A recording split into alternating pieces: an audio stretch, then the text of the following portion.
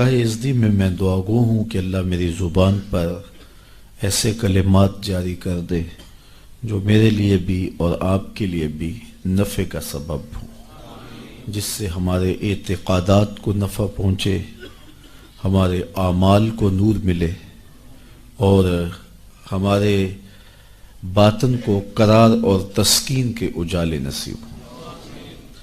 حضور کا ذکر کرنے اور سننے کے لیے ہم جمع ہوئے ہیں، اور یقیناً ہمارا اس مقصد کے لیے جمع ہونا اللہ اور اس کے رسول کی بارگاہ میں امید ہے کہ قبول ہوگا، چونکہ ایسی مجالس، ایسی محافل، ایسی خوبصورت مجالس نور بارگاہ ازدی میں مستجاب ہوتی۔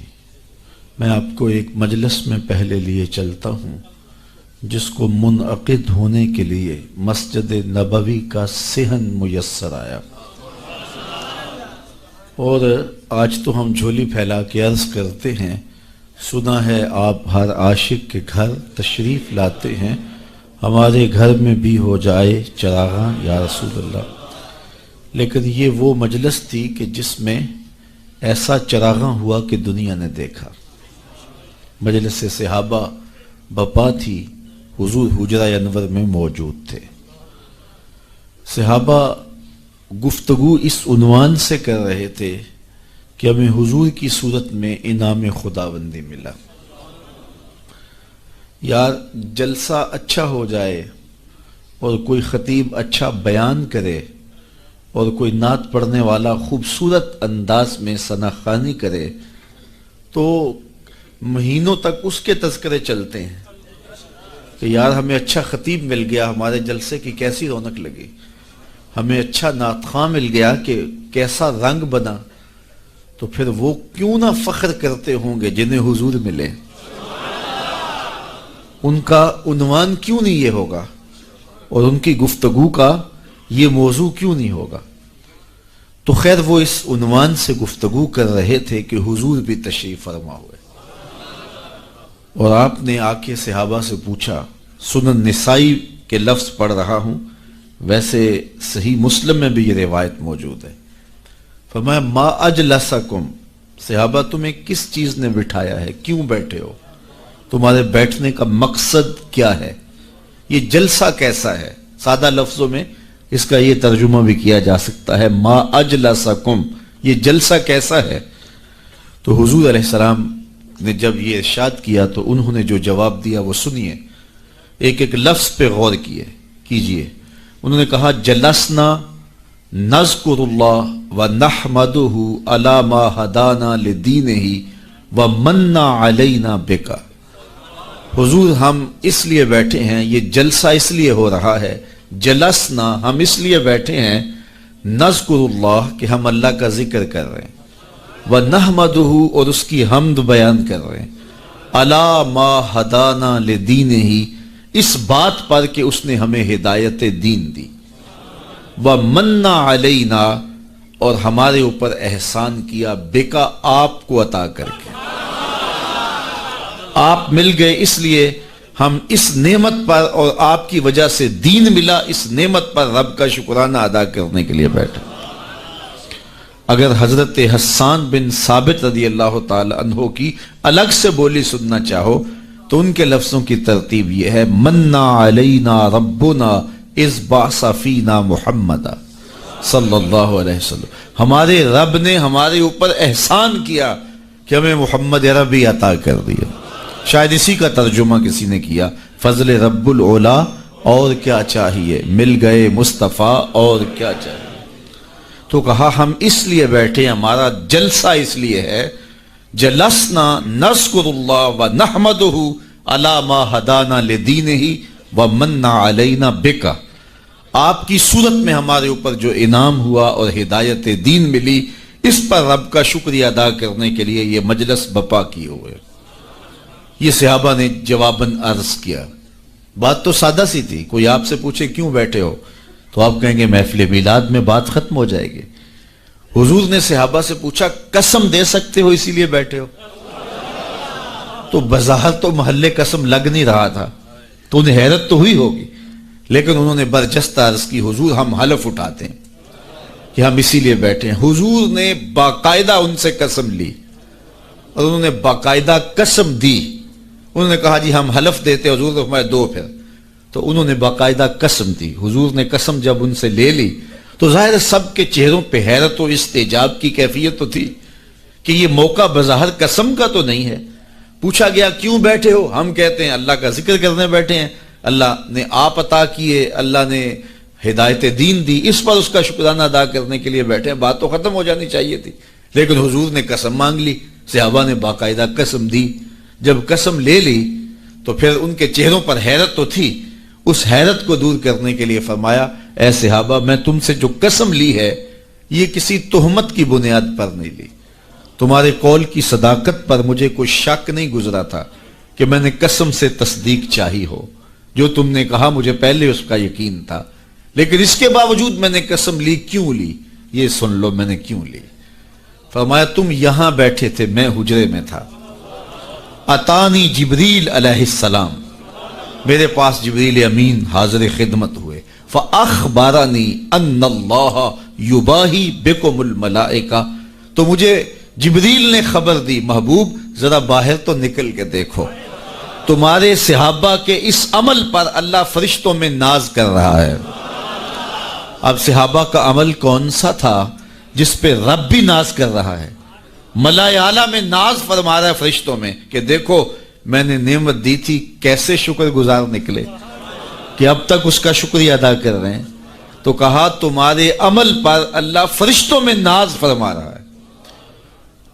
تو اللہ کی رحمتوں سے کوئی بعید نہیں کہ آج کی مجلس بھی قبول کر لی جائے اور اللہ فرشتوں سے فرمائے دیکھو صدیاں بیت گئیں اور یہ آج بھی بیٹھ کے اس نعمت کا شکریہ ادا کر رہے ہیں, اور ہو سکتا ہے یہ میری اور آپ کی بخشش کی ضمانت قرار پائے. اس لیے آپ یہاں آئے ہیں, بیٹھے ہیں, درود و سلام کے ماحول میں بیٹھے ہیں. ابھی آپ نے شاہ صاحب سے حضور کی مدحت کے پھول لیے ہیں, آپ کے مشام ہستی معطر ہوئے ہیں اور سر شام سے ذکر کی کیفیت نور میں ہیں, اور اللہ نے چاہا تو تھوڑی دیر تک مزید اس کیفیت محبت میں گزریں گے, اور پھر حضور کی بارگاہ میں دست بستہ سلام ہوگا, پھر دعا کے لیے ہاتھ اٹھیں گے. تو یہ کتنے حسین لمحے گزریں گے ہمارے, اور یہ کتنی خوش نصیب گھڑیاں ہیں جو ذکر رسول میں بسر ہو جائیں. تو خوش نصیبی ہے میری اور آپ کی کہ آج ہم محفل میلاد میں بیٹھے اور حضور کی صورت میں اللہ نے جو اس پر شکریہ ادا کرنے کے لیے بیٹھے. اگرچہ حق کے شکر ادا نہیں ہو سکتا, ساری زندگی بھی حق کے شکر ادا کرنے کے لیے پیشانی سجدہ میں رکھ کر کے اللہ کی تسبیح بولتے رہیں, لیکن اس نعمت کا شکر پھر بھی ادا نہ ہو پائے.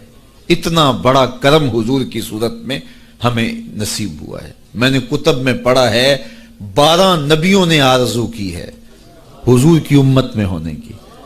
ہم نے تو کوئی آرزو بھی نہیں کی تھی, ہم نے تو کوئی تمنا بھی نہیں کی تھی. سوئے تھے بخت جاگ پڑے. ہمارے والد گرامی مسجد سے مولانا کو بلا لائے, انہوں نے کان میں آ کے کہا مبارک ہو تو حضور کا غلام بن کے آ رہا. تو یہ کتنی خوش نصیبی ہے ہماری. آرزویں کی گئی, تمنائیں کی گئی. انبیاء علیہم السلام نے ہاتھ پھیلا پھیلا کے اللہ کی بارگاہ میں دعائیں کی. نبی آنے والے کی خبر دیتے رہے. کسی نے کہا ربنا وابعث فیہم رسولا, مالک آنکھیں بوڑھی ہو گئیں اب بھیج بھی دے اسے. کوئی بولا مبشرم برسول یاتی من بعد اسمہ احمد, چلو میں تمہیں پتہ بھی بتا دیتا ہوں, نام بھی بتا دیتا ہوں, اس کا نام احمد ہوگا. یہ حضرت عیسیٰ علیہ السلام نے کہا. آپ نے کہا اس کا نام بھی بتا دیتا ہوں آنے والا جس کے لیے زمانہ منتظر ہے, وہ جس کے ذکر پر داؤد نے نغمہ سرائی کی, وہ جس کے نام پر شاہ سلیمان نے گدائی کی.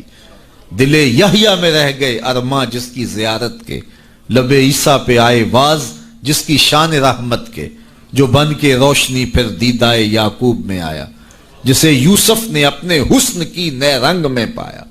ندانم آ گلے خنداں چے رنگو بودارت, ندانم آ گلے خنداں چے رنگو بودارت, کہ مرغے ہر چمنے آرزوئے اودارت. ہر کوئی اسی کا منتظر ہے, کوئی کہیں منتظر ہے، کوئی کہیں منتظر ہے، نستورہ کہاں منتظر ہے، بحیرہ راہب کلی ڈال کے شام کے راستے میں بیٹھا ہوا ہے۔ اس نے مذہب کی کتابوں میں پڑھا تھا کسی دن اس نے یہاں سے گزرنا ہے، وہی کلی جو ہے وہ ڈال کے بیٹھ گیا۔ وظیفہ کیا پڑھتا ہے؟ روزانہ صبح چھت پہ چڑھ جاتا ہے اور حجاز کی جانب سے آنے والے قافلے دیکھتا رہتا ہے۔ اللہ اکبر۔ اور شام کو جب اندھیرے گہرے ہو جاتے ہیں اور کلی کے اندر آ کے سو جاتا ہے، یہی وظیفہ کرتا ہے۔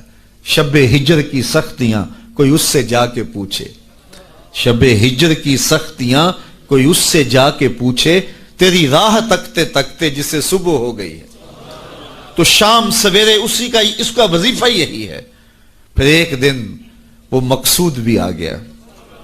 اللہ اکبر۔ اس نے پہچانا کیسے کہ اس قافلے میں وہ ہیں۔ مشکات اٹھائیے اور کتب حدیث اٹھائیے، تاریخ کی کتب اٹھائیے، سیر کی کتب اٹھائیے۔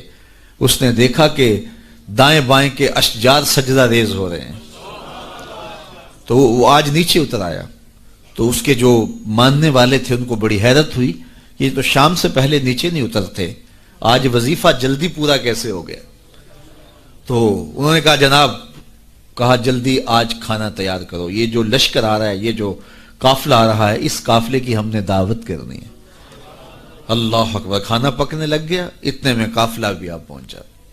تو قافلے والوں کو کہا گیا آج دوپہر کا کھانا آپ کا ہمارے پاس ہوگا۔ یہ قافلہ پہلے بھی یہاں سے گزرتا تھا، عرب تاجر جب شام جاتے تھے تو یہیں سے گزر کے جاتے تھے، اور اس کی کلی یہاں موجود تھی، اور یہ یہاں کبھی رکتے بھی تھے، لیکن کبھی اس نے پوچھا بھی نہیں تھا، التفات بھی نہیں کیا تھا۔ آج پہلا موقع ہے کہ کہا آج تمہاری دعوت ہے۔ انہیں بڑی حیرت بھی ہوئی اور خوشی بھی ہوئی۔ مسافر کو کھانا مل جائے تو پھر وہ تو بہت خوش ہوتا ہے، تو اسے خوشی بھی انہیں ہوئی اور پھر حیرت بھی ہوئی کہ یہ پہلے کبھی پوچھتا بھی نہیں تھا، آج کیا خاص وجہ ہے کہ ہماری دعوت کی جا رہی ہے۔ خیر، کہا ٹھیک ہے۔ جب کھانا تیار ہو گیا تو کہا آ جاؤ۔ تو ایک بہت بڑا درخت تھا اس کے کنیسہ کے ساتھ، جس کا بڑا گھنا سایہ تھا، سارے وہاں آ کے بیٹھ گئے۔ حضور علیہ السلام بھی چونکہ ساتھ تھے، اور حضور کو سامان کے پاس چھوڑ آئے، اور یہ آیا اور جس طرح کوئی چیز ڈھونڈتا ہے تو کہتا تمہارا کوئی شخص تو نہیں رہ گیا؟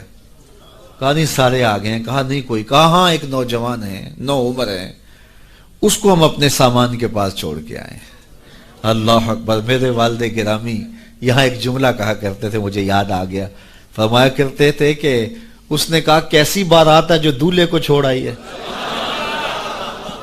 تمہیں کون پوچھتا تھا؟ تم پہلے بھی تو گزرتے تھے، کبھی ہم نے پوچھا تھا؟ یہ ایسی بارات ہے جو دولہے کو چھوڑ آئی ہے، تمہیں کون پوچھے گا؟ تو حضور علیہ السلام کو جب لے کر کے آئے تو ظاہر ہے جتنا بھی درخت کا سایہ تھا اس میں لوگ براجمان تھے، بیٹھے ہوئے تھے، تو حضور آ کے دھوپ میں بیٹھ گئے، تو درخت نے الٹ کے سایہ حضور پہ کر دیا۔ اللہ، بادل بھی سایہ کرتے تھے، درخت بھی سایہ کرتے تھے۔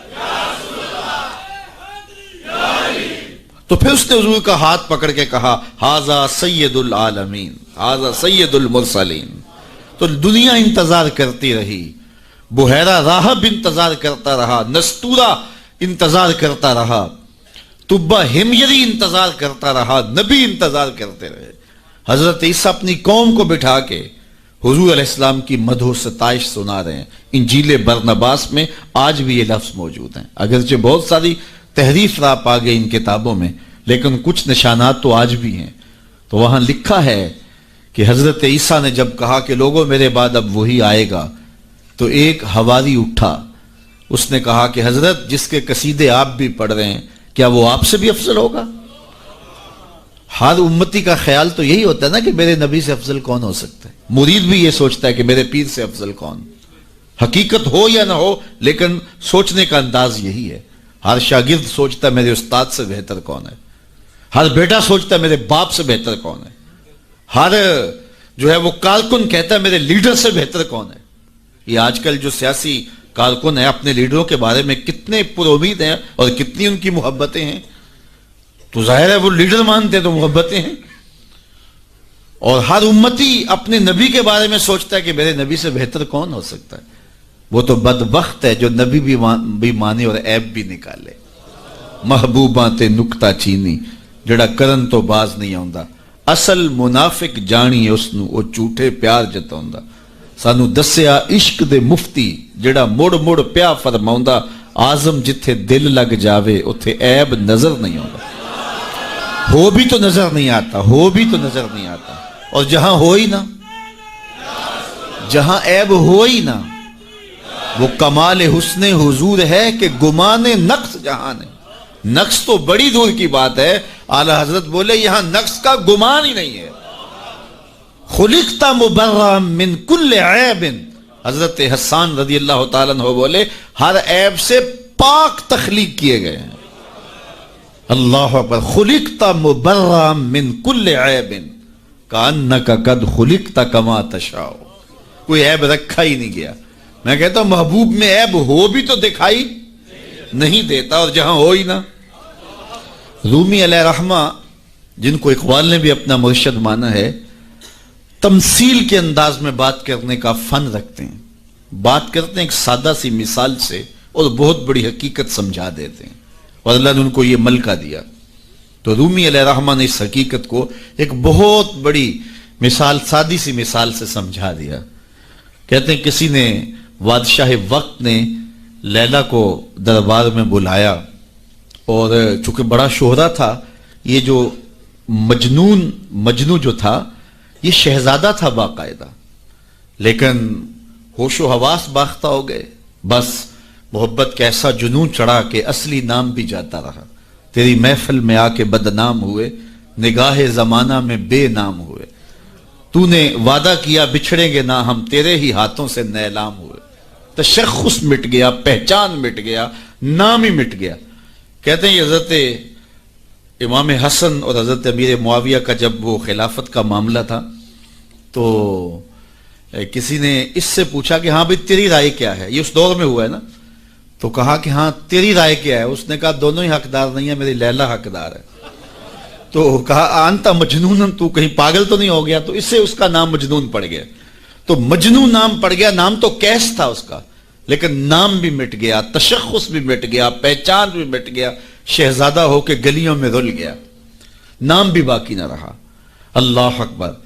تو خیر بڑی دہائی تھی، تو خلیفہ وقت نے دربار میں لیلا کو بلا لیا کہ تیرے حسن میں کون سا جادو ہے کہ تو نے ایک شہزادے کو حواس باختہ کر دیا، اس کو اپنی ہوش بھی نہیں رہی ہے، مجھے تو تیرے میں کوئی خوبی نظر نہیں آ رہی۔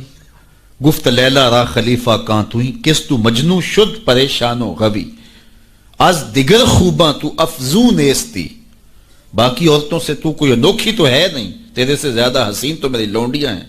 گفت خامش چوں تو مجنو نیستی، لیلا نے کہا بادشاہ چپ کر جا، تو کوئی مجنو تو نہیں، میں تمہیں خوبصورت نظر آؤں، تو کوئی مجنو ہے؟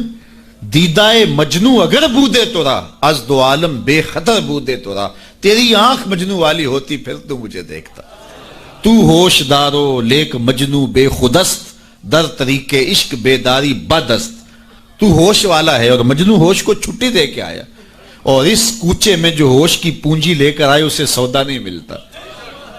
اللہ اکبر، یہاں ہوش گوا کے آنا پڑتا ہے، اس لیے تجھے میں کیسے خوبصورت دکھائی دوں؟ تو رومی سے نتیجہ نکالتے ہیں اگر لیلا کو دیکھنا ہو تو مجنو کی آنکھ چاہیے، اور اگر مصطفیٰ کو دیکھنا ہو تو ابو بکر کی آنکھ چاہیے، پھر جلوے انہی کے نظر آئیں گے۔ اور اقبال نے تو 2 قدم آگے جو ہے وہ بات کر دی۔ اقبال کہتا ہے مانائے حرفم کنی تحقیق اگر، بنگری با دیدائے صدیق اگر، قوت قلب و جگر گردد نبی، از خدا محبوب تر گردد نبی۔ اللہ اکبر، اقبال نے کتنی کمال کی بات کر دی۔ کہا کہ اگر میں تحقیقی بات کروں، معنی حرفم، اللہ اکبر، میں اگر اپنے معنی حرف کی تحقیق اور جستجو کے دائرے میں آ کے بات کروں اور پھر صدیق اکبر کی آنکھ سے دیکھوں، تو میں جدھر دیکھوں جلوے محبوب کے دکھائی دیں۔ اور اگلی بات کر دی، اور اس کی مجھے تشریح کرنی پڑے گی اگر جو ہے وہ اس کا میں ترجمہ کروں، از خدا محبوب تر گردد نبی۔ اقبال کہتے ہیں کہ خدا سے بھی نبی محبوب لگنے لگ جاتے ہیں، تو اس کا کیا معنی ہے؟ تو اس پر بہت کچھ کہا جا سکتا ہے، لیکن سادہ اس کا مفہوم یہ ہے کہ خدا کی چوکھٹ تک رسائی نصیب ہوتی ہے تو پھر بھی شکریہ نبی کا ادا کرنا پڑتا کہ آپ نہ ہوتے تو یہ در بھی نہ ملتا، یہ دہلیز ملی تو آپ کی وجہ سے ملی نا۔ اسی لیے سجدہ کر کے، رکوع کر کے، قیام کر کے، سب کچھ کرنے کے بعد پھر ہاتھ باندھ کے کہا السلام علیکہ ایھا النبی، اے محبوب تمہارے اوپر سلام ہو جس نے مالک کی دہلیز دکھائی، جنہوں نے مالک کی چوکھٹ دکھلائی، ورنہ آج بھی اندھیروں میں بھٹک رہے ہوتے اگر آپ تشریف فرمانا ہوتے۔ نہ خرد کی روشنی تھی، نہ نظر کی، نہ جنوں کی آگ ہی تھی، تیری رہبری سے پہلے یہ جہاں جہاں نہیں۔ تو زندگی کا حسن ملتا کیسے؟ ہمیں خدا تک آشنائی ملی ہے حضور کے صدقے سے۔ اللہ اکبر، فیض پہنچا اے رضا احمد پاک کا، اعلی حضرت بولے فیض پہنچا اے رضا احمد پاک کا، ورنہ ہم کیا جانتے خدا کون ہے۔ پہچان ہوتی، انسان کی نظر تو دیکھ کے مانتی ہے نا، دیکھ کے، چھو کے، پکڑ کے، سن کے، اور ایسی ذات کو مان لیا جو دیکھی بھی نہیں جا سکتی، جس کو سنا بھی نہیں گیا، جس کو چکھا بھی نہیں جا سکتا، جس کو چھوا بھی نہیں جا سکتا، اچھا جس کو سوچا بھی نہیں جا سکتا۔ تو دل میں تو آتا ہے سمجھ میں نہیں آتا، میں جان گیا بس تیری پہچان یہی۔ ایک ایسی ذات پر کہ جو فہم و ادراک کی حدود سے بھی بڑا ہو، عقل و خرد سے بھی بالا ہو، سمجھ سے بھی اونچی ہو، اور کوئی مثل بھی نہ دی جا سکے، مثال بھی نہ دی جا سکے۔ کوئی مثل ہو تو مثال دیں، لیسا کمثلہ ہی شیء، اس کی مثل تو کوئی چیز ہی نہیں ہے، تو کیسے مثال دیں؟ تو پھر سمجھیں کیسے؟ سمجھ سے بھی بڑا ہے، بلکہ علم کلام کے لوگوں نے کہا جو چیز سمجھ میں آ جائے اس کی بھی نفی کر دو وہ خدا نہیں ہو سکتا۔ سمجھ سے بھی بڑا ہے، پھر مان کیسے لیں؟ اللہ اکبر، انسان کی تو عادت ہے کہ وہ دیکھ کے مانتا ہے۔ قوم موسیٰ نے کہا نا لَن نُؤْمِنَ لَكَ حَتَّى نَرَى اللَّهَ جَهْرًا، ہم دیکھیں گے تو مانیں گے، دیکھیں گے تو نہیں مانیں گے۔ تو انسان کی عادت، اقبال نے بھی کہا خو گرے پے کرے محسوس تھی انسان کی نظر، بن دیکھے خدا کو پھر کوئی مانتا کیوں کر۔ انسان کی نظر محسوسات کی عادی ہے، دیکھتا ہے تو پھر مانتا ہے۔ اور میں اور آپ تو 1400 صدیوں کے فاصلے پہ نا، اور کتنے گناہگار بھی ہیں، لیکن رمضان کا مہینہ ہوتا ہے، کڑکتی گرمی ہوتی ہے، شدت کی پیاس، زبان کانٹا، ہونٹ خشک اور حلق بھی خشک، ٹھنڈا پانی دستیاب، دروازہ بند، کوئی دیکھنے والا نہیں ہے، لیکن وضو بھی احتیاط سے کرتے ہیں، کوئی حلق سے نیچے قطرہ ٹپک نہ جائے، کیوں میرا اللہ دیکھ رہا ہے۔ ایسی ذات پر اتنا پختہ یقین، اور اتنی صدیوں کے فاصلے پہ کھڑے ہیں پھر بھی اتنا پختہ یقین۔ یہ پختہ یقین ملا کیسے؟ محمد عربی کی چوکھٹ سے ملا ہے۔ اگر وہ نہ ہوتے تو کیسے اس ذات کو ہم مان لیتے؟ ہم وہاں تک پہنچتے کیسے؟ اللہ کے محبوب علیہ السلام ایک دن مدینے سے گزر رہے تھے، تو ایک شخص جس کا نام تھا سوا، تو وہ گھوڑا لیے جا رہا تھا، حضور کو پسند آ گیا، اس سے کہا کہ یہ بیچتے ہو؟ اس نے کہا بیچتا ہوں۔ کتنے کا؟ اتنے کا۔ کہا کہ رکو میں اس کی قیمت لے کے آیا اور تمہیں دیتا ہوں۔ گھوڑا چونکہ پسند آ گیا تھا حضور کو، تو آقا قیمت لینے گئے تو کسی نے اس کو رکے ہوئے دیکھا تو پوچھا یہاں کیوں کھڑے ہو؟ اس نے کہا مسلمانوں کے نبی سے اس گھوڑے کا سودا ہو گیا ہے تو وہ قیمت لینے گئے ہیں۔ اس نے کہا مجھے زیادہ پیسوں سے دے دو، تو اس نے کہا میں تو یار سودا کر چکا ہوں۔ اس نے کہا کہ کوئی گواہ تھا؟ کہا نہیں۔ کہا مکر جانا۔ اس کو پیسوں کی لالچ آ گئی، اس نے کہا ٹھیک ہے حضور، اتنے میں قیمت لے کے پہنچ گئے۔ تو اس نے کہا میں نے تو آپ سے سودا کوئی نہیں کیا۔ حضور نے کہا ابھی تو سودا ہوا ہے۔ وہ کہنے لگا میں نے سودا کوئی نہیں کیا۔ لوگ بھی اکٹھے ہونے لگے، ہجوم بن گیا۔ اب حضور کہیں میں نے گھوڑا خریدا ہے، وہ کہے میں نے بیچا نہیں۔ اب جب لوگوں کا ہجوم بنا تو لوگوں کے ہجوم کا بھی ایک پریشر ہوتا ہے، تو اس نے کہا کہ اگر بات لوگوں پہ چلی گئی تو صادق بھی یہ ہیں، امین بھی یہ ہیں، تو لوگ تو انہیں سچا کہیں گے۔ اس نے کہا اچھا مجھے یہ بتائیں کہ جب دو آدمیوں کے مابین یوں نزاع بن جائے تو اس میں تسویہ کی صورت کیا ہوتی ہے آپ کی شریعت میں؟ تو حضور نے فرمایا میری شریعت تو کہتی ہے کہ جو مدعی ہے وہ گواہ لائے، والیمین علی من انکر، جو انکار کرتا ہے وہ قسم دے دے۔ اس نے کہا پھر ٹھیک ہے، آپ کا دعویٰ ہے کہ آپ نے گھوڑا خریدا ہے تو پھر آپ گواہ دیں، اور اگر آپ کے پاس گواہ نہیں ہے تو پھر میں قسم دے دیتا ہوں۔ جھوٹ اس نے پہلے بول لیا تھا، قسم دینا اس کے لیے مشکل نہیں تھا، اس کو یہ بھی پتا تھا گواہ کوئی نہیں۔ تو اس نے کہا جناب آپ گواہ لے آئیں، آپ گواہ پیش کر دیں تو میں گھوڑا دے دیتا ہوں جس قیمت پہ آپ بتا رہے ہیں، اور اگر آپ کے پاس گواہ نہیں ہے تو پھر میں قسم دے دیتا ہوں۔ اب بھری بزم تھی، لوگوں کا ہجوم تھا، اور اس نے ایک ایسی بات کی قبل اس سے کہ کچھ دیر گزرتی حضرت حذیفہ رضی اللہ تعالی عنہ، حذیفہ بن یمان الانصاری رضی اللہ تعالی عنہ آگے بڑھے اور کہا کہ گواہی مانگتا ہے؟ اس نے کہا جی میں گواہی مانگتا ہوں۔ تو کہا میں گواہی دیتا ہوں، جتنے میں حضور نے بتایا اتنے میں سودا ہوا ہے اور حضور نے گھوڑا خریدا ہے۔ اس نے کہا جی ٹھیک ہے، مجھے پیسے مل گئے اور ٹھیک ہے، میرا مطالبہ پورا ہو گیا، گواہی چاہیے تھی، درکار تھی گواہی مل گئی۔ تو اس نے گھوڑا دے دیا اور قیمت اس نے لے لی۔ قیمت اس نے اپنی مرضی کی گھوڑے کے مطابق ہی لی تھی، وہ تو زیادہ پیسوں کے لالچ میں مکرا تھا۔ تو خیر اس کو راستہ نکلنے کا مل گیا، تو اس نے کہا جی ٹھیک ہے جی، گھوڑا اس نے حضور کو دے دیا اور قیمت اس نے خود لے لی۔ تو حضور علیہ السلام جب چلنے لگے، لوگ ہٹنے لگے، تو حضور نے حضرت حذیفہ رضی اللہ تعالیٰ عنہ کو اشارے سے قریب کیا اور کہا کہ تم نے گواہی دی، تم تو موقع پہ موجود ہی نہیں تھے، تو تم نے گواہی کیسے دی؟ تو حضرت حذیفہ رضی اللہ تعالیٰ عنہ نے کہا حضور گھوڑا کیا ہے، آپ کے کہنے پہ تو ہم نے رب کی گواہی دے دی، ہم نے رب کو دیکھا تھا، آپ نے کہا نہ ہے تو ہم نے مان لیا، تو یہ گھوڑا کیا ہوتا ہے؟ تو حضور نے آپ حضرت حذیفہ کا ہاتھ پکڑ کے فضا میں بلند کیا اور لوگوں کو کہا جانے والوں رک جاؤ۔ لوگ ٹھہر گئے، کہا کسی عدالت کو کچہری میں گواہ کی ضرورت ہو تو میری شریعت 2 گواہ مانگتی ہے، لیکن جہاں میرا خزیمہ ہوگا، ہاں حذیفہ نہیں، خزیمہ بن ثابت انصاری رضی اللہ عنہ، جہاں میرا خزیمہ ہوگا وہاں ایک ہی گواہی 2 کے قائم مقام ہوگا۔ فیض پہنچا اے رضا احمد پاک کا، ورنہ ہم کیا جانتے خدا کون ہے۔ میں اگر خدا سے ملنا چاہوں تو مجھے بتاؤ نہ کہ میں کدھر جاؤں، شرق کو جاؤں، غرب کو جاؤں، شمال کو جاؤں، جنوب کو جاؤں، نیچے سوراخ کروں، اوپر سیڑھی لگاؤں، کدھر جاؤں؟ میں آپ سے ملنا چاہتا ہوں تو میں شرق کی جانب سفر کروں گا، آپ مجھ سے ملنا چاہتے ہیں تو غرب کی جانب دوڑیں گے، لیکن میں خدا سے ملنا چاہتا ہوں، وہ تو جہتوں سے پاک ہے، وہ تو سمتوں سے پاک ہے، تو اس کو ملنا چاہوں تو بتاؤ کدھر جاؤں؟ اللہ اکبر۔ آئیے ذرا قرآن کا اسلوب دیکھیے، وَإِذَا سَأَلَكَ عِبَادِي أَنِّي فَإِنِّي قَرِيبٌ۔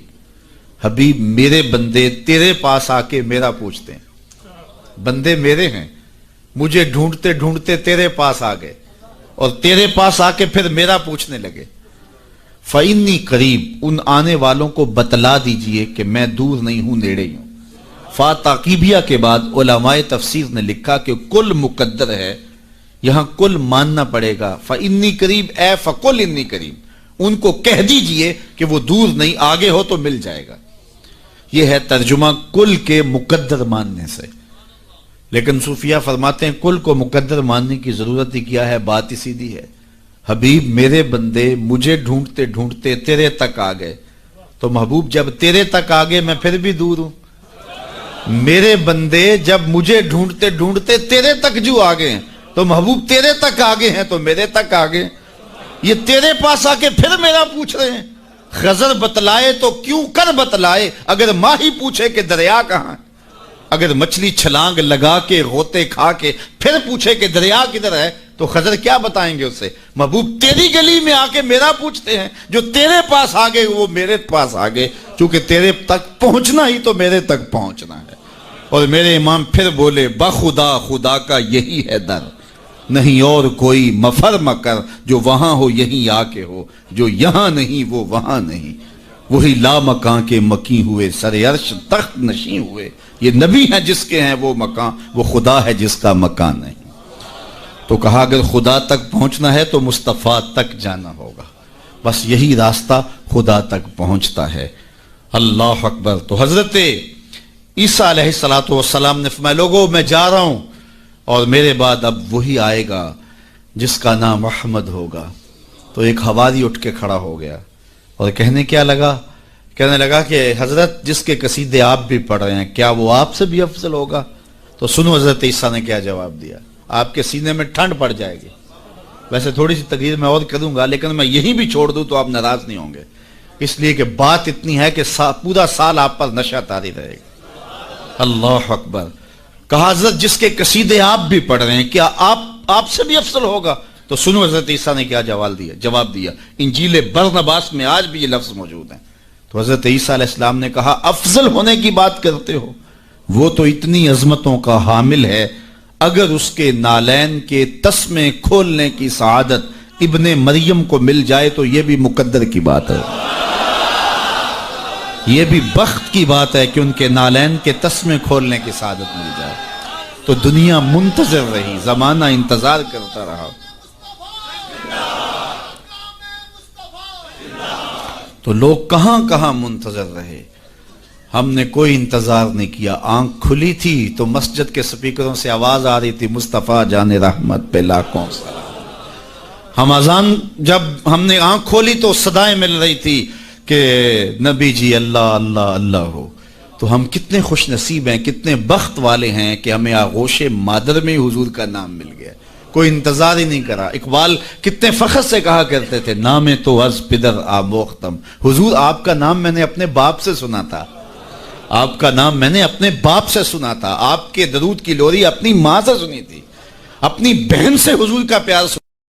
تو یہ ہمیں میسر آیا. خوش نصیب ہیں ہم لوگ کہ ہمیں یہ دور ملا. ہاں ایک ہمیں افسوس ہوتا ہے کہ کبھی حضور کے دور میں ہوتے، وہ لمحے میسر آتے، لیکن میرے آقا جانتے تھے میرے امتی بعد میں تڑپیں گے. حضور نے جو ہے وہ ہمیں آنے والوں کو تسلی دیتے ہوئے اتنی خوبصورت بات کی. ایک دن صحابہ بیٹھے تھے، فرمایا طوبی لمن رآنی وآمن بی وطوبی سبع مرات من لم یرانی وآمن بی. فرمایا صحابہ تمہیں مبارک ہو، تم نے مجھے دیکھا اور میرے اوپر ایمان لائے. اور فرمایا انہیں 7 مبارکیں ہوں جنہوں نے نہیں دیکھا ہوگا پھر بھی ایمان لائیں گے. نفس ایمان کی حضور نے 7 مبارکیں دی ہیں. طوبی لمن رآنی وآمن بی وطوبی سبع مرات من لم یرانی وآمن بی. تو کہا انہیں 7 مبارکیں ہوں جنہوں نے دیکھا بھی نہیں پھر بھی نام پہ تڑپ رہے ہوں گے. اللہ اکبر، نام سن کے جان مارنے کے لیے تیار ہوں گے. حضور کا نام آتا ہے آنکھوں میں آنسو آ جاتے ہیں، دل تڑپتا ہے. کیا کیفیات باطن ہوتی ہیں. تو یار یہ کوئی چھوٹی دولت ہے؟ حضور کا نام سن کے یہ کیفیت نصیب ہو جائے، یہ ان کے پیار کی علامت ہے. پیار ہوتا ہے تو آنکھوں میں آنسو آتے ہیں، اور جہاں آنسو ہوتے ہیں وہاں رحمتیں ہوتی ہیں. علامہ رومی فرماتے ہیں جہاں پانی چلتا ہے وہاں سبزہ اگتا ہے، اور جہاں آنسو بہتے ہیں وہاں رحمت اترتی ہے. تو یہ ان کے پیار کے آنسو ہے، یہ ان کی محبت کے آنسو ہے. بلکہ امام غزالی نے غالباً لکھا ہے کہ حضور کے پیار میں، اللہ کی خشیت میں جو آنسو آئیں تو ان کو صاف نہ کرو بلکہ ان کو رخساروں پہ مل لیا کرو. یہ تو خوش نصیب آنسو ہیں جو حضور کی یاد میں بہے ہیں، جو حضور علیہ السلام کے ذکر میں بہے ہیں. تو یہ میری اور آپ کی خوش بختی. اور اگر وہ نہ آتے تو ہم آج بھی اندھیروں میں ہوتے، ظلمتوں میں ٹھوکریں کھا رہے ہوتے اگر حضور تشریف نہ لاتے. خدا شناسی تو بڑی دور کی بات ہے، ہم خود شناس بھی نہ ہوتے اگر حضور نہ آتے. ہمیں اپنے آپ سے آگہی نہ ملتی، اپنی ذات سے شناسائی نہ ملتی اگر حضور نہ آتے. ورنہ دیکھیے کہ آج کتنے لوگ عقل و بینش، فہم و ادراک میں کتنے آگے ہیں، لیکن کیا انہیں حضور کا در نہیں ملا تو کیا وہ آج آشنائی رب سے اور آشنائی ذات سے مالا مال ہیں؟ کتنے لوگ ہیں پی ایچ ڈی ڈاکٹر ہیں لیکن بتوں کے آگے ہاتھ جوڑے اپنی حاجتیں ان کے سامنے پیش کر رہے ہیں. ان کی عقل و فہم، ان کی عقل و بینش، ان کی ڈگریاں انہیں نہیں بتا رہی کہ اپنے بدن پہ بیٹھی مکھی بھی نہ اڑا سکیں میری ضروریات کے کفیل کیسے ہو سکتے ہیں، لیکن آگے کھڑے ہوئے ہیں. اللہ اکبر. لیکن دوسری جانب میں ایک مثال دیا کرتا ہوں. میں ایک بچپن میں ایک چیز دیکھی کہ ہماری مسجد میں ایک بچہ اپنے پینچے کو مل مل کے دھو رہا تھا. تو میں نے دور سے جھڑکنے کے لہجے میں اسے کہا کہ تم نے اتنا زیادہ پانی کھولا ہوا ہے. تو وہ کہنے لگا جی میں گلی سے گزر رہا تھا تو کسی جانور کے پیشاب کا چینٹا پڑ گیا اور میں سکول جا رہا ہوں. اور وہ کوئی درس نظامی کا فارغ التحصیل نہیں تھا کہ اس نے نجاست غلیظہ و خفیفہ کے احکام پڑھے ہوں. تو اس سے میں سوچنے لگا کہ اس ڈاکٹر کو تو سمجھ نہیں آئی جو گائے کا پیشاب تبرک سمجھ کے پی رہا ہے، اور اس 8 سال کے پرائمری کلاس کے بچے کو سمجھ آ گئی اور یہ پانچے کے اوپر پڑے ہوئے پیشاب کے غیر مری چھینٹے کو بھی گوارا نہیں کر رہا. تو میں نے کہا اس کی طبیعت میں یہ تقدس کہاں سے آ گیا؟ تو اندر سے آواز آئی وہ ہے ڈاکٹر لیکن اس کے ہاتھ میں دامن میرے حضور کا نہیں، اور یہ ہے بچہ لیکن ماں نے گٹی میں پیار حضور کا دیا ہے، اس لیے تقدس اس کی روح تک اتر گیا ہے، اس کے باطن میں اتر گیا ہے. تو یہ ان کے صدقے سے ہمیں زندگی کا نور نصیب ہوا ہے، ورنہ آج بھی ہم اندھیرے اور ظلمت میں ہوتے، اور آج بھی ہم کسی بت کے آگے ہاتھ جوڑے کھڑے ہوتے اگر ان کا در نہ ملتا، ان کی چوکھٹ نہ ملتی، اور ان کی دہلیز میسر نہ آتی. نہ خرد کی روشنی تھی، نہ جنوں کی آگ ہی تھی، تیری رہبری سے پہلے یہ جہاں جہاں نہیں تھا. اور آج زندگی کا سارا نور اور باطن کے سارے اجالے اور شعور و عقل اور فہم و ادراک کی ساری دولتیں جو ہمیں میسر ہیں، یہ حضور علیہ السلام کی ولادت کے صدقے سے ہمیں میسر آئی ہیں. ورنہ وحشیوں سے بدتر معاشرہ تھا، اور بدترین معاشرہ تھا جس میں زندگی انسانیت کاٹ رہی تھی. بلکہ میں کہوں گا کہ صرف حضور علیہ السلام کی آمد کے فوائد مرتب صرف مسلمانوں پہ نہیں ہوئے، مومنوں پر احسان تو ہے ہی ہے کہ ان کی دنیا بھی اور آخرت بھی سنور گئی، باقی بھی پوری کائنات کے اوپر بسنے والے انسانوں کو جہاں کہیں بھی آپ کو شعور اور روشنی اور اجالا نظر آئے گا، وہ سارا صدقہ ہے آمنہ کے جگمگاتے چاند کا. جہاں بھی روشنی نظر آئے گی آپ کو، جہاں بھی کسی نے کچھ سیکھا ہے. آج ہم اگرچہ کچھ معاملات میں کچھ قوموں سے پیچھے رہ گئے اور وہ بہت آگے جا چکے ہیں، لیکن انہوں نے یہ نور اٹھایا کہاں سے ہے، یہ روشنی لی کہاں سے ہے؟ اگر معاشرتوں کی روشنیاں ہیں، اگر عدل و انصاف کے نور پھیلے ہیں معاشرے میں اور مختلف قوموں کے اندر، تو وہ سارے کے سارے اسی دہلیز سے لیے گئے ہیں اور اسی چوکھٹ سے اٹھائے گئے ہیں. تو ہمیں بھی اسی دہلیز پہ آ جانا چاہیے اور اپنی زندگی کو حضور علیہ السلام کے طریقہ نور کے مطابق ڈھال لینا چاہیے. ہمیں تو کسی اور در پہ جانے کی ضرورت نہیں ہے، ہمیں تو کسی دہلیز پہ ماتھا ٹیکنے کی ضرورت نہیں ہے. ہمیں تو مکمل اسوہ اور مکمل نمونہ زندگی دیا گیا حضور کی ذات کی صورت کے اندر. اس لیے ہم اپنی گھریلو زندگی سے لے کر کے اپنے سیاسی امور تک اسی دہلیز سے لے کر کے اپنی زندگی کو جنت بنا سکتے ہیں اور اپنی آخرت بھی بہتر کر سکتے ہیں. دوسرے لوگوں نے حضور علیہ السلام کے اصول و ضوابط، حضور کے دیے ہوئے جو ہے وہ نظام زندگی سے روشنی لے کر کے اپنی دنیاوی زندگی کو تو جنت بنا لیا، لیکن حضور علیہ السلام سے باطنی تعلق قائم نہ کر سکے اور اپنی آخرت جو ہے وہ روشن نہ کر سکے. اور ہمارا تو حضور سے باطن کا ربط ہے، حضور سے دل کا تعلق ہے. اس لیے ہم اپنی آخرت بھی سنوار سکتے ہیں اور ہم اپنی دنیا بھی سنوار سکتے ہیں. شرط یہ ہے کہ ہم حضور کے ہو جائیں، پھر ہمیں عزت بھی ملے گی، ہمیں سرخروئی بھی ملے گی، تخت و تاج بھی ہمارے رب کا وعدہ ہے. وَأَنْتُمُ الْأَعْلَوْنَ إِن كُنتُم مُؤْمِنِينَ. تم مومن بن کے دکھاؤ، ساری عزتیں تمہارے قدموں پہ رکھیں گے. بن کے تو دکھاؤ نا. یہ کافر لگتے کیا ہیں؟ کافر لگتے کیا ہیں؟ اگر انہیں دنیاوی عزتیں دی گئی ہیں تو انہوں نے اصول و ضوابط اختیار کیے ہیں. اقبال نے وہ جب شکوے کی زبان کھولی تو اس میں کہا نا کہ کافر کو دیے حور و قصور اور مومن کے لیے فقط وعدہ حور. تو اس کے جواب میں کہا تم میں کوئی حوروں کا چاہنے والا ہی نہیں، جلوائے طور تو موجود ہے کوئی موسیٰ ہی نہیں. کوئی ہو تو صحیح اور کوئی مانگنے والا تو ہو، تو اس کو ہم کیوں نہیں دیتے؟ ہم تو مائل بکرم ہیں، کوئی سائل ہی نہیں. راہ دکھلائیں کسے راہ رو منزل ہی نہیں، جلوائے طور تو موجود ہے کوئی موسیٰ ہی نہیں. تو وہ آج بھی وہ انوار برسنے کے لیے جو ہے وہ آمادہ ہیں، لیکن اس دہلیز پہ آ جائیں. ہم نے اپنے آقا و مولا کے ساتھ اپنا باطنی تعلق تو قائم کیا ہے، لیکن ہماری زندگی کی ترجیحات کچھ اور ہو گئیں، اور جس کے نتیجے کے اندر آج ہم دنیا سے جو ہے وہ کٹ گئے اور آج رسوائیوں اور ذلتوں میں اپنی زندگی بسر کر رہے ہیں. اقبال علیہ رحمہ نے جب شکوے کا لہجہ اختیار کیا تو فتویٰ بھی متوجہ ہوا اور بہت سخت لہجہ تھا، لیکن جواب آتے ہی سارا نشہ اتر جاتا ہے. جب وہ شکوہ کرتے ہیں تو اس میں کرتے ہیں کہ تیرے کعبے کو جبینوں سے بسایا ہم نے، نوع انسانی کو غلامی سے چھڑایا ہم نے، صفائے دہر سے باطل کو مٹایا ہم نے، تیرے قرآن کو سینوں سے لگایا ہم نے، پھر بھی ہم سے گلہ ہے کہ وفادار نہیں، ہم وفادار نہیں تو بھی تو دلدار نہیں. تو بڑا تلخ لہجہ ہے، لیکن اب اس کا جب جواب آتا ہے تو سارا نشہ اترتا ہے. لفظ وہی ہیں، صرف صیغہ بدلتا ہے. لفظ وہی رہتے ہیں، صرف صیغہ تبدیل ہو جاتا ہے. اب جواب کیا آ رہا ہے؟ پہلے تو یہ تھا کہ صفائے دہر سے باطل کو مٹایا ہم نے، نوع انسانی کو غلامی سے چھڑایا ہم نے. اب ادھر سے آواز آ رہی ہے، صفائے دہر سے باطل کو مٹایا کس نے، نوع انسانی کو غلامی سے چھڑایا کس نے، میرے کعبے کو جبینوں سے بسایا کس نے، میرے قرآن کو سینوں سے لگایا کس نے، تھے تو آبا وہ تمہارے ہی مگر تم کیا ہو، ہاتھ پہ ہاتھ دھرے منتظر فردا ہو، ہر کوئی مستے مئے ذوق تن آسانی ہے، تم مسلمان ہو یہ انداز مسلمانی ہے، حیدری فقر ہے نئے دولت عثمانی ہے، تم کو اسلاف سے کیا نسبت روحانی ہے، وہ معزز تھے زمانے میں مسلمان ہو کر، تم خار ہوئے تارک قرآن ہو کر۔ ہماری پستی، ہماری ذلت، ہماری رسوائی اس نظام زندگی کو چھوڑ دینے سے ہے۔ ہم اپنے آپ پہ غور کریں، اپنی زندگی پہ غور کریں، ہم کہاں کھڑے ہوئے ہیں۔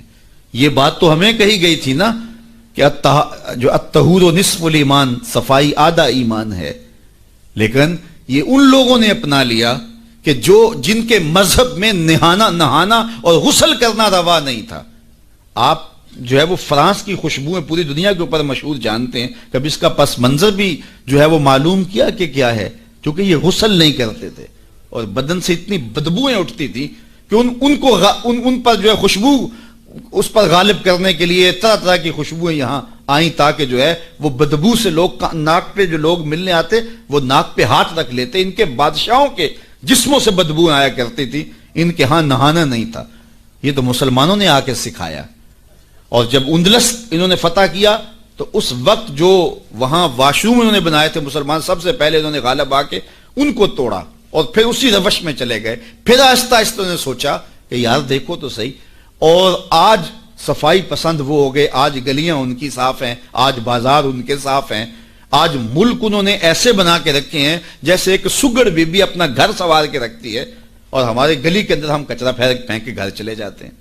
میں بعض قد گزرتا ہوں، چونکہ تنگ گلیوں میں بھی جاتا ہوں، بازاروں میں بھی جاتا ہوں، پیدل بھی جاتا ہوں اور سواریوں پہ بھی جاتا ہوں، آپ بھی یہ منظر دیکھتے ہیں کہ 6 فٹ کی گلی ہوتی ہے تو دونوں جانب نالیاں ہو رہی ہوتی ہیں، تو درمیان میں صرف 3 فٹ جگہ ہوتی ہے۔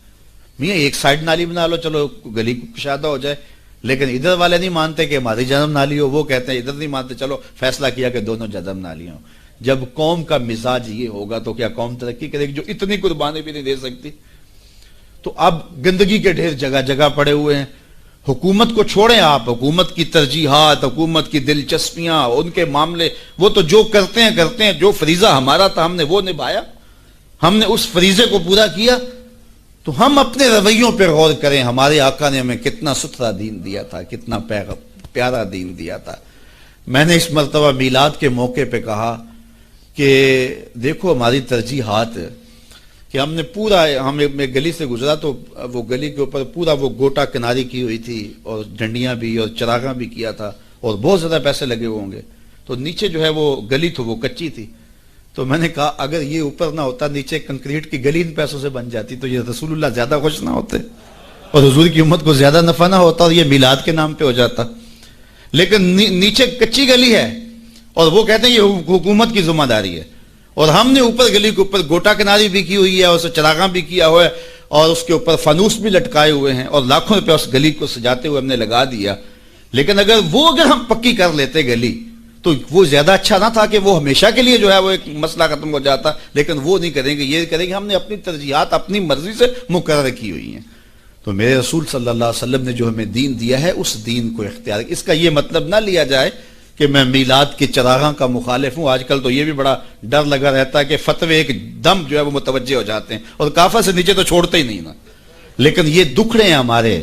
میں کہتا ہوں گلیاں سجاتے ہو دل ویران نہ رہے، میں کہتا ہوں چراغاں کرتے ہو مکانوں کی چھتوں پہ کرو، میں اس کا انکار نہیں کرتا، لیکن دل کی گلیوں میں اندھیرا نہ رہے۔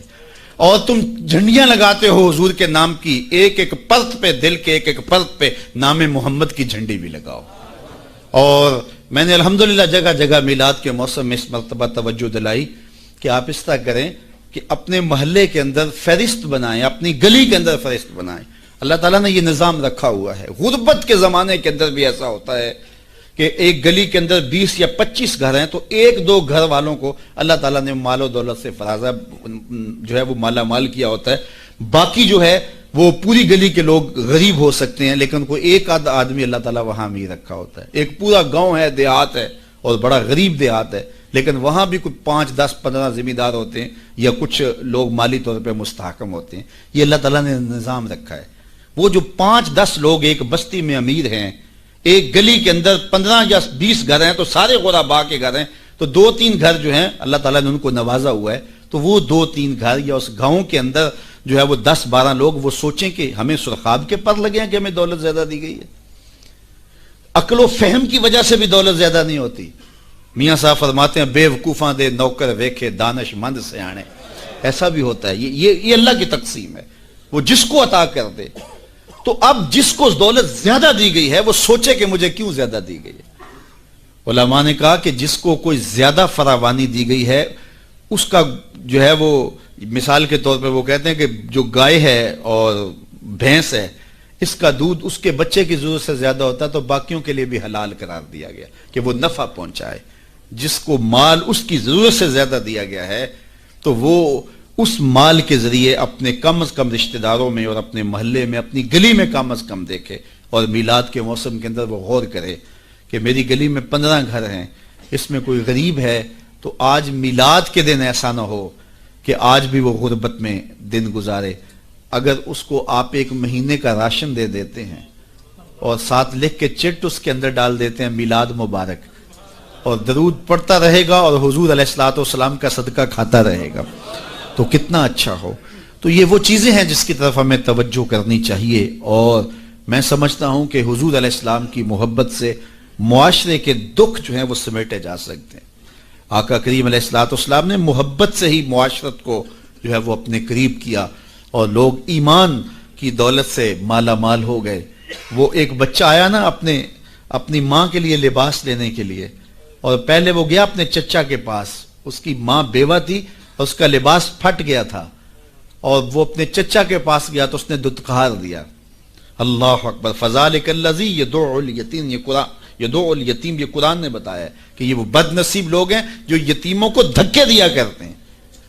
تو وہ ماں نے اس کو روکا تھا بیٹا نہ جانا، تاریخ خیرب پڑھیں. ماں نے کہا تھا بیٹا نہ جانا، لیکن اس نے کہا کہ تیرے بدن کے اوپر جو لباس ہے وہ بھی پھٹ گیا اور جگہ جگہ سے جسم جھلک رہا ہے تو میں اپنے چچا سے آپ کے لیے لباس لے کے آتا ہوں. پھر جو رویہ اس نے اختیار کیا تو واپس روتا ہوا آ رہا تھا. تو کسی نے راستے نے پوچھا کہ کیا ماجرا ہوا؟ اس نے کہا چچا کے پاس گیا تھا ماں کے لیے لباس لینے، اس نے تو لا کے بھیج دیا. اللہ اکبر. تو اس نے کہا کہ جا سین حرم میں محمد نام کا ایک شخص بیٹھا ہوا ہے، اگر تو اپنا دکھڑا اس کے سامنے پیش کرے تو وہ امید ہے تمہیں رد نہیں کریں گے، لیکن سن لے ان کا دین کوئی اور ہے. اللہ اکبر. اپنے ماں کے پاس آیا تو ماں کو کہا کہ چچا نے تو لا کے بھیج دیا لیکن آپ کی حالت مجھ سے دیکھی نہیں جا رہی. بچہ ابھی شعور کی منزلوں میں قدم رکھ رہا تھا، پہلے بہت چھوٹا تھا، اب اس کے اندر ایک جذبات تھے بچے کے اندر. تو ماں نے کہا کہ بیٹا نہیں ان کے پاس نہیں جانا، سنا ہے کہ وہ جو ان سے ملے دین دھرم چھین لیتے ہیں اس کا. اللہ اکبر. تو حضور علیہ الصلوۃ والسلام کے پاس جانے سے ماں روکنے لگی، لیکن بچے نے کہا کہ امی میں پکا رہوں گا، بتوں کا وفادار رہوں گا، تم اس ٹینشن کو، اس پریشانی کو چھوڑ دو. اور حضور کی خدمت میں حاضر ہوا. حضور صحن حرم میں چادر اوڑے بیٹھے ہوئے تھے اور جا کے کہنے لگا میں پہلے بات آپ سے کر لیتا ہوں، آپ کا دین میں نے قبول نہیں کرنا. حضور مسکرا کے بولے بیٹا بتاؤ کس لیے آئے ہو؟ کہا میری ماں بے لباس ہے، میں آپ سے لباس لینے آیا. حضور نے چادر رحمت اتار کے اس کے کندھوں پہ ڈالی. اللہ اکبر. وہ واپس آ گیا اور ماں پر حضور کی چادر اڑائی. اللہ اکبر. اور ماں نے کہا کہ بیٹے اس نے اپنا دین تو نہیں تجھے دیا؟ کہا نہ میں نے پہلے کہہ دیا تھا تیرے دین نہیں مانوں گا. ماں کہنے لگی پتر اس کا دین ماننا چاہیے، یہ جس نے رحمت کی چادر ہمارے سر پہ تان دی. اللہ اکبر. تیری تک کے ادامہ میں مرید ہو گئے. اس بوڑھی عورت کا قصہ بھی آپ نہیں بھول سکتے جو گھر کا سامان باندھ کے اپنے دروازے پہ بیٹھی ہوئی تھی اور اس نے سنا تھا مکے میں ایک جادوگر آیا ہے جسے ملتا ہے اس کا دین چھین لیتا ہے. اس نے سوچا ساری زندگی لات منات حبل عزا ان کے ساتھ وفا کی ہے، یعوق اور نصر کے قصیدے پڑھے ہیں، تو اب آخری زندگی میں کیا میں ود اور سوا کو چھوڑ دوں گی، میں یعوس اور نصر کو چھوڑ دوں گی، میں لات اور منات کو چھوڑ دوں گی. کہا کہ کہیں ایسا نہ ہو کہ کہیں اس سے ملاقات ہو جائے اور وہ دین ہی میرا چھین لے، مجھے شہر چھوڑ دینا چاہیے. گھر کے تھڑے کے اوپر سامان باندھ کے بیٹھی ہے. حضور بھی گزرے اس نے دیکھا تو کہا بھتیجے یہ سامان میرے سر پہ رکھ دے. حضور نے سامان اٹھایا, دیکھا تو بوجھل تھا, وزنی تھا, اور بڑھیا کو دیکھا تو کمزور تھی. تو کہا کہ بڑھیا اگر چاہو تو جہاں چاہتی ہو میں خود نہ چھوڑا. اس نے کہا اس سے بڑی مہربانی کیا ہوگی, میں تو لاولد ہوں, میری تو اولاد نہیں ہے, تو میں شہر چھوڑ کے جا رہی ہوں. راستے میں حضور نے سامان اٹھایا ہوا ہے اور بڑھیا سے باتیں بھی کرتے جا رہے ہیں. تو بڑھیا کو کہا کیوں جا رہی ہے؟ اس نے کہا کہ سنا ہے یہاں ایک جادوگر ہے جو لوگوں کا دھرم لوٹ لیتا ہے, لوگوں کا دین لوٹ لیتا ہے. میں نے ساری زندگی بتوں سے وفا کی ہے, میرے آباء و اجداد نے بتوں سے وفا کی ہے, میں چاہتی ہوں دین اجداد ہاتھ سے چھوٹ نہ جائے. آخر اس شہر میں رہتی ہوں کہیں مل نہ جائے, تو میں چاہتی ہوں کہ میں شہر چھوڑ جاؤں, زندگی کی چند سانسیں باقی ہیں, میں وفا کے ساتھ تو گزاروں. غالب نے کہا تھا نا وفاداری بشرط استواری اصل ایمان ہے. اس پہ اختلاف بھی کیا جا سکتا ہے. مرے کعبے میں تو بت خانے میں گاڑو برہمن کو. وہ کہتا ہے چاہے بت سے وفاداری ہو, وفاداری تو ہو. تو اس نے کہا میں تو وفاداری کرنا چاہتی ہوں اپنے بتوں سے, اور میں شہر چھوڑ کے مکہ جا رہا ہوں. جانتی ہوں ام القریٰ ہے, بستیوں کی ماں ہے. اس شہر کو شہر جمال کہتے ہیں, شہر خوباں ہے, لیکن میں اس شہر کو چھوڑ کے جا رہی ہوں. خیر حضور نے کچھ نہیں کہا, اس کا سامان نہیں پھینک دیا کہ ٹھیک ہے تم پھر جاؤ. سامان اس کا اٹھایا اور جہاں تک اس نے جانا تھا سامان پہنچایا. سامان سپرد کر کے واپس پلٹنے لگے. تو اس نے کہا بچے اپنا نام تو بتا دے, لوگ کہیں گے کہ مکہ چھوڑ آئی ہو تو بتاؤں گی ایک جادوگر کے دکھ سے چھوڑ آئی ہوں. تو وہ کتنا برا بھلا کہیں گے شہر مکہ کو کہ جس مکہ سے لوگ نقل مکانی کرنے پہ مجبور ہو گئے. تو میں انہیں یہ بھی بتاؤں گی کہ جس مکے میں جادوگر رہتا ہے اتنا اچھا نوجوان بھی رہتا ہے, تو تیرا نام لیا کروں گی, تیرے قصیدے پڑھا کروں گے. تو حضور علیہ السلام مسکرا پڑے, کہا بڑھیا جس جادوگر سے بھاگ کے آئی ہے وہ تیرے سامنے کر رہا ہے. اس نے کہا سچ سے آپ ہی محمد ہیں؟ حضور نے فرمایا نام میرا یہی ہے. تو اس نے کہا پھر آپ کا جادو میرے پہ چل گیا ہے. اللہ اکبر, تیری تک کے ادامہ میں مرید ہو گئی. لوگوں کی خدمت کریں, بوڑھوں کے کام آئیں, دکھیوں کے کام آئیں, مصیبت زدہ کے کام آئیں. حضور یتیم ہو کے یتیم پرور تھے, لاچاروں کی مدد کرتے, لوگوں کے گھروں میں پانی بھر کے دے دیتے, اور دکھیوں کے کام آ جاتے اور مصیبت زدوں کے کام آ جاتے. تو حضور سے پیار کرنے والوں, امت میں آپس میں حسد نہ پھیلاؤ, بغض نہ کرو, نفرتوں کے پہاڑ اکٹھے جو کھڑے نہ کرو, ایک دوسرے سے پیار کرو, جڑو, امت وحدہ بنے, اور اپنے ماحول کو, اپنی معاشرت کو ایک خوبصورت معاشرت کا رنگ دو, اور اپنی زندگی کو حضور کے نام کر دو. حضور کی محبت تو انسانوں کو جوڑتی ہے, حضور علیہ السلام کی محبت تو انسانوں کو یکجا کرتی ہے. جس طرح ایک باپ کے بیٹے ہوتے ہیں اور آپس میں پیار کرتے ہیں, اور ان کی سانج باپ ہوتا ہے, ساری امت کی سانج آمنہ کے لال ہیں. تو حضور کی وجہ سے ہم جڑے ہوئے ہیں, حضور کے نام پہ ہم اکٹھے ہوئے ہیں. تو اپنی زندگیوں کے اندر عملی تبدیلی پیدا کریں. آقا کریم کی اسوہ نور کو دیکھیں, کتنا میٹھا اسوہ تھا میرے حضور کا, کتنی میٹھی زندگی گزار کے گئے ہیں, کتنا پیارا دور حضور نے گزارا ہے, اور وہ ہمارے لیے مکمل, اکمل اور خوبصورت نمونہ ہے حضور کی حیات طیبہ. اللہ ہمیں حضور علیہ السلام کی حیات کا نور نصیب کرے, اور زندگی کے جو ایام ہمیں بچے, ہمیں میسر آئے ہیں, ان ایام میں یاد خدا میں ہماری زندگی گزرے. جب ہم ایک دوسرے سے پیار کریں گے, حسد نہیں ہوگا, حقد نہیں ہوگا, بغض نہیں ہوگا, کینے نہیں ہوگے, نفرتیں نہیں ہوں گی, تو پھر زندگی خوشگوار ہوگی. ہم نے اپنی زندگی کو خود جہنم زار بنایا ہوا ہے. ایک دوسرے کے اوپر ہماری بدگمانیاں, ایک دوسرے کے اوپر حسد, بغض اور کینے, اس نے زندگی کو اوکھا کر دیا ہوا ہے. اور سمجھتے یہ ہیں کسی نے جادو کر دیا ہے, کسی نے ٹونا کر دیا ہے, کسی نے سایہ کر دیا, کسی نے تعویذ ڈال دی ہیں. اور میاں کسی نے ڈالا ہوا, ہم نے اپنے اندر تعویذ خود حسد اور بغض کے ڈالے ہوئے ہیں. وہی ہمیں چین نہیں لینے دیتے, ہمیں سکون نہیں آنے دیتے. اور اگر اپنے اندر کو صاف کریں, ستھرا کریں, پاکیزہ کریں, 5 گانا سجدہ ریزی کی عادت ڈالیں, کسی کا برا نہ چاہیں, اللہ کی مخلوق کے لیے رحمت اور راحت کا سامان بن جائیں, تو پھر دیکھنا کہ کوئی تعویذ آپ کے اوپر نہیں ہوگا. کسی بابے کے پاس چوکڑی بڑھنے کی ضرورت بھی نہیں ہوگی, اور گڑولیاں بھرنے کی ضرورت بھی نہیں ہوگی. تمہارا رب اتنا مہربان ہے کہ 70 ماؤں سے زیادہ اپنے بندے سے پیار کرتا ہے. ہر ایک شخص کے ساتھ اس نے ایک محافظ فرشتہ مقرر کیا ہوا ہے جو شیاطین سے حفاظت کرتا ہے بندے کی، تو اس کی تو کرم نوازی ہے۔ زندگی کو اوکھا ہم نے خود اپنے لیے بنایا ہوا ہے، تو زندگی کو سوکھا بنائیں، زندگی کو آسان بنائیں، زندگی کو راحت کدہ بنائیں، جہنم کدہ نہ بنائیں۔ اور یہ تب ممکن ہوگا جب ہم حضور علیہ السلام کے طریقہ حیات کے مطابق اپنی زندگی ڈال لیں گے۔ میلاد میں آنے والوں کے لیے یہی پیغام ہے۔ اللہ تعالیٰ جل شانہ آپ سب کو دنیا آخرت کی بھلائیاں عطا فرمائے اور ساری زندگی حضور کے ساتھ ہمیں وفا کی توفیق دے۔ بار دیگر ہم اپنے مرحوم بزرگوں کے لیے دعا گو ہیں کہ اللہ ان کی قبر کو کروڑوں رحمتوں کا اور کروڑوں کرم نوازیوں کا مرکز بنائے۔ وآخر دعوانا ان الحمد للہ رب العالمین۔ کی محمد سے وفا تو نے تو ہم تیرے، یہ جہاں چیز ہے کیا لوح و قلم